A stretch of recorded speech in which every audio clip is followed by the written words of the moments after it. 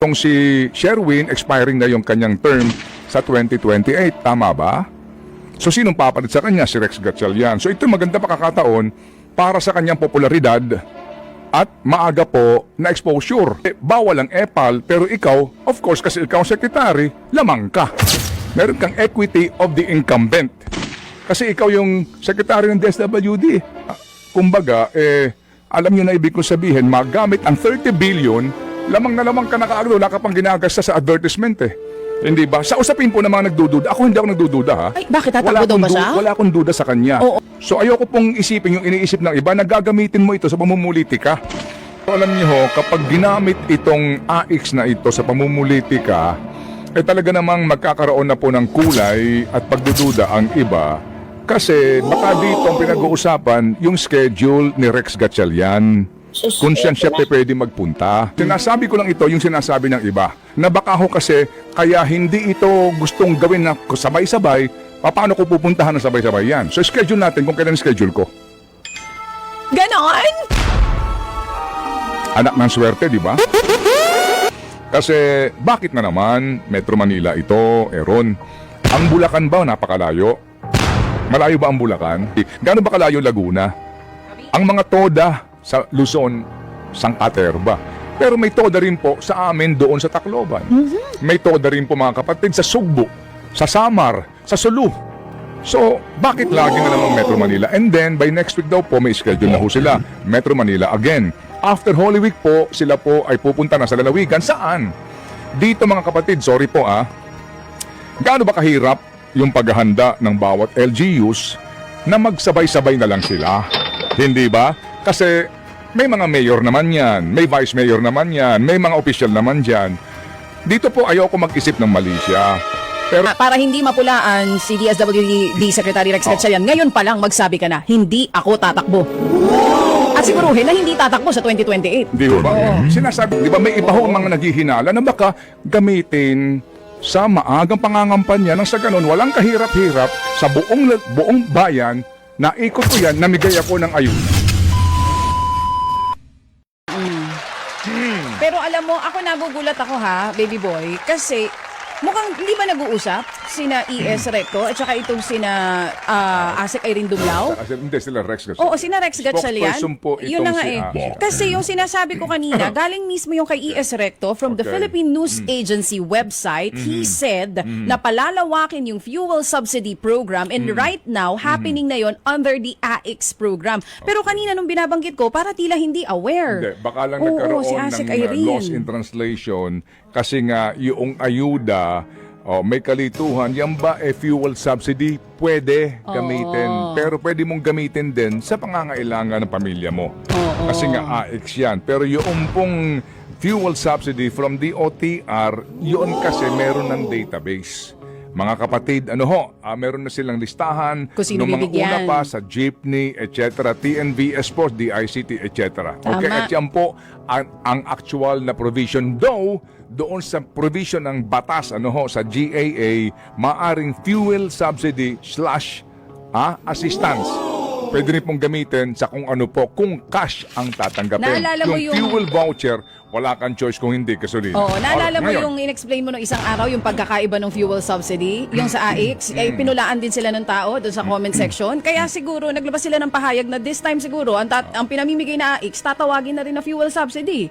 Well, Now, that will start on April. Kasi nga po, itong inilabas nila on Okay. Facebook, tinuligsa. Bakit daw iba-iba So, pa? basta ayuda. Yes. Okay, ayun. Ganito lang ang sa akin dito. Ako po yung nagpapasintabi mawalang galang lang po. Lalo na po ako gusto ko lang po magkaroon talaga dito ng kahinahunan restraint ika nga Idol Willie Inong Hillbilly Willie. Kasi bakit na naman Metro Manila ito, Ron? Ang Bulacan ba napakalayo? Malayo ba ang Bulacan? Malapit lang. Malayo ba ang Nueva Ecija? Bayan po ito ni Nanay Christy. Gaano ba kalayo Laguna? Ang mga toda sa Luzon, Sangkaterba. Pero may toda rin po sa amin doon sa Tacloban. May toda rin po mga kapatid sa Sugbo, sa Samar, sa Sulu. So, bakit lagi na namang Metro Manila? And then, by next week daw po, may schedule na ho sila. Metro Manila again. After Holy Week po, sila po ay pupunta na sa lalawigan. Saan? Dito mga kapatid, sorry po gaano ba kahirap yung paghahanda ng bawat LGUs na magsabay-sabay na lang sila? Hindi ba? Kasi may mga mayor naman yan, may vice mayor naman yan, may mga opisyal naman dyan. Dito po ayoko mag-isip ng mali siya. Pero alam niyo ho, kapag ginamit itong AIX na ito sa pamumulitika, talaga namang magkakaroon na po ng kulay at pagdududa ang iba. Kasi baka dito ang pinag-uusapan yung schedule ni Rex Gatchalian. Kung siya pwede magpunta. Sorry po ito po yung duda ng iba. Hindi nanggagaling sa akin. Kasi itong si Sherwin, expiring na yung kanyang term sa 2028. Tama ba? So sinong papalit sa kanya? Si Rex Gatchalian. So ito yung maganda pakakataon para sa kanyang popularidad at maaga po na exposure. So ayoko pong isipin yung iniisip ng iba na gagamitin mo ito sa pamumulitika. Bawal ang epal, pero ikaw, of course, kasi ikaw ang secretary, lamang ka. Meron kang equity of the incumbent. Kasi ikaw yung secretary ng DSWD. So definitely, meron kang karapatan at katwiran na nandoon ka. Kasi nga to see to it that everything is okay, fine. Tama. Pero mahirap din na, kumbaga, alam nyo na ibig kong sabihin, magamit ang 30 billion, lamang na lamang ka na kaagad, wala ka pang ginagasta sa advertisement Hindi ba? Sa usapin po ng mga nagdududa, ako hindi ako nagdududa Ay, bakit tatakbo daw ba siya? Wala akong duda sa kanya. Oo. At ako po'y gumagalang sa kanya, naniniwala na maganda ang kanyang ginagawa. Oo, pero may ibang mga nagdududa. Ito nga, tama na, sa comment section ngayon. Di ba may iba ho ang mga naghihinala na baka gamitin sa maagang pangangampanya nang sa ganon walang kahirap-hirap sa buong bayan na ikot ko yan, namigay ako ng ayuda. Alam ko na. I mean, Oo, di ho ba? tama. Para hindi mapulaan si DSWD Secretary Rex Gatchalian, ngayon pa lang magsabi ka na, hindi ako tatakbo. At siguruhin na hindi tatakbo sa 2028. Di ho ba? Sinasabi lang po natin to bilang feedback ng iba. Hindi sa akin ang gagawin yan, ha? May mga nag-iisip na ng ganon. Sinasabi ko lang ito, yung sinasabi ng iba. Na baka ho kasi, kaya hindi ito gustong gawin na sabay-sabay, paano ko pupuntahan ng sabay-sabay yan? So, schedule natin kung kailan schedule ko. Ganon?